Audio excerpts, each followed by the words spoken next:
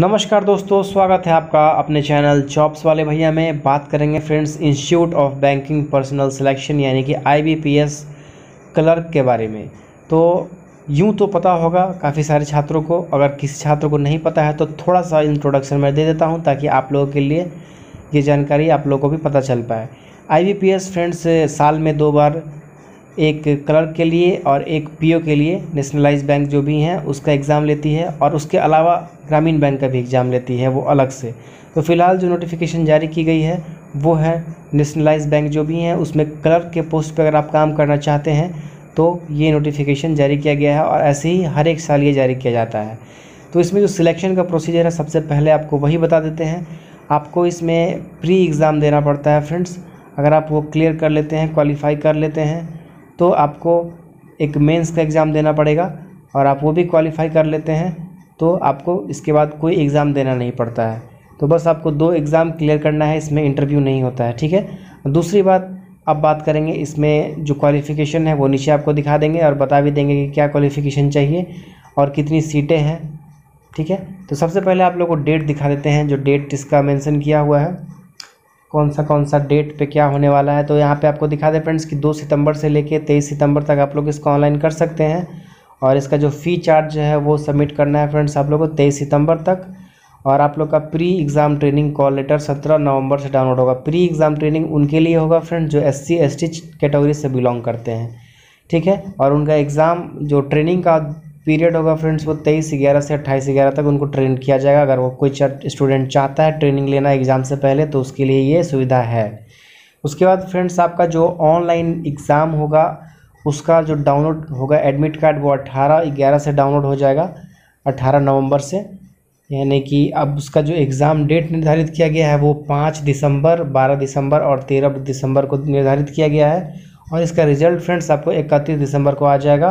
और उसके बाद मेंस का एग्ज़ाम होता है, अगर आप PT क्वालिफाई कर लेते हैं तो वो 12/1 को होगा, 12 जनवरी को होगा फ्रेंड्स। और 12 जनवरी को आपका एडमिट कार्ड जारी कर दिया जाएगा, और 24 जनवरी को आपका एग्ज़ाम हो जाएगा मेंस का, और 1 तारीख को आप लोग ज्वाइनिंग कर सकते हैं। 1 अप्रैल को आपका पूरा रिजल्ट फाइनल करके ज्वाइनिंग लिस्ट बना दी जाएगी। अब नेक्स्ट चलते हैं फ्रेंड्स, जो इसका एलिजिबिलिटी क्राइटेरिया है वो आपको बता देते हैं। तो सबसे पहले तो भारत का नागरिक होना चाहिए आदमी, या फिर नेपाल का, या फिर भूटान का, ठीक है।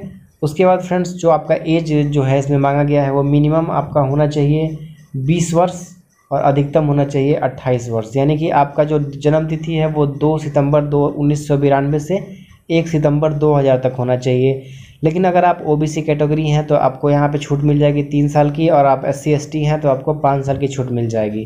तो जो कि आपका जो नॉर्मल रिलैक्सेशन होता है गवर्नमेंट की तरफ से वो मिलेगा। आप यहाँ पे देख सकते हैं, एक्स सर्विसमैन वाला आपने चेक कर लेंगे तो वो लोग भी आवेदन कर सकते हैं। उसके बाद फ्रेंड्स एजुकेशनल क्वालिफिकेशन की बात कर लेते हैं। तो आपको यहाँ पे चाहिए degree, graduation in any discipline from a university recognized by the government of India, और any equivalent qualification recognized as such by the central government. यानी कि आपको नॉर्मल सी बात कहें, सिंपल भाषा, सरल भाषा में आपको ग्रेजुएशन की डिग्री चाहिए, चाहे वो किसी भी सब्जेक्ट में क्यों ना हो।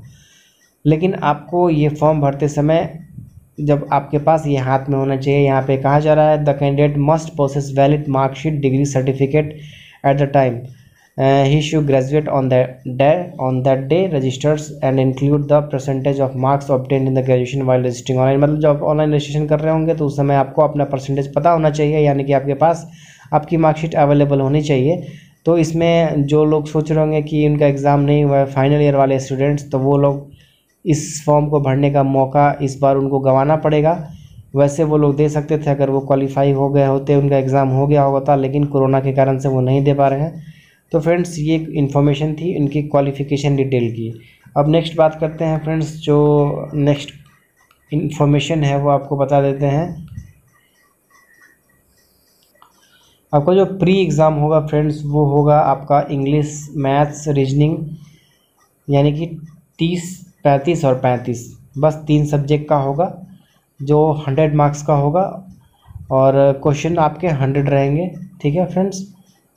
और आपको जो टाइम मिलेगा वो 60 मिनट का मिलेगा, 1 घंटे के अंदर। और जो सेकेंड पार्ट होगा फ्रेंड्स उसमें आपको पूछा जाएगा general finance awareness, general English, reasoning ability, computer aptitude और क्वांटिटेटिव एप्टीट्यूड यानी कि मैथमेटिक्स, यानी कि 50 40 50 50 190 क्वेश्चन पूछे जाएंगे 200 मार्क्स के, और आपको समय मिलेगा फ्रेंड्स 160 मिनट टोटल।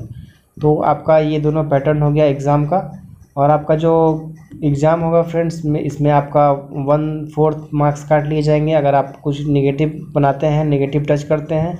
आपका जो एग्जामिनेशन सेंटर होगा फ्रेंड्स वो ऑल ओवर इंडिया होगा, यानी कि जैसा कि आप इसका पीटी और मेंस का अलग अलग सिलेक्ट कर सकते हैं अपने अनुसार, उसके लिए कोई दिक्कत नहीं है।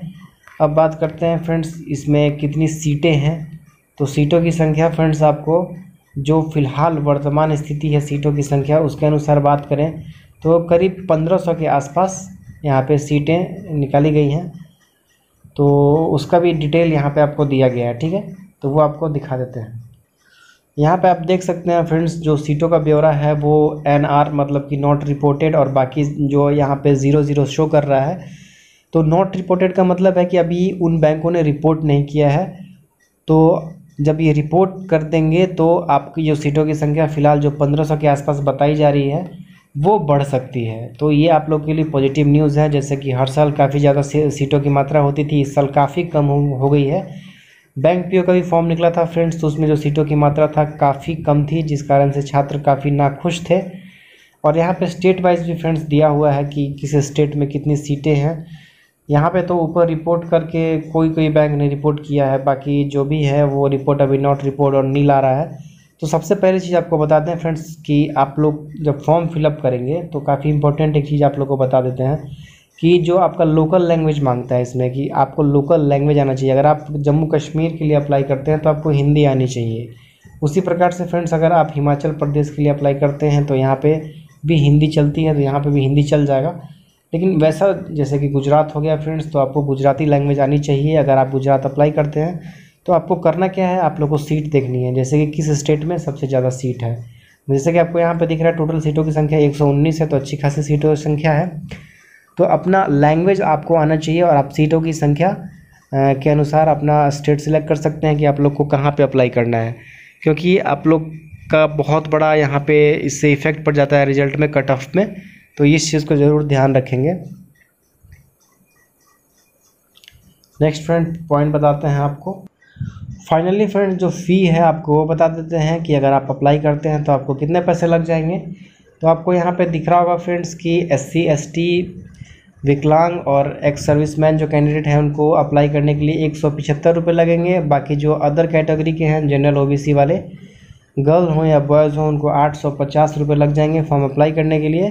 तो आपको पूरा डिटेल इस वीडियो में मैंने बता दिया है कि कौन लोग अप्लाई कर सकते हैं, कितने पैसे लग जाएंगे। और जो सीटों की संख्या मैंने बताई है फ्रेंड्स 1500 प्लस को टोटल सीटें हैं।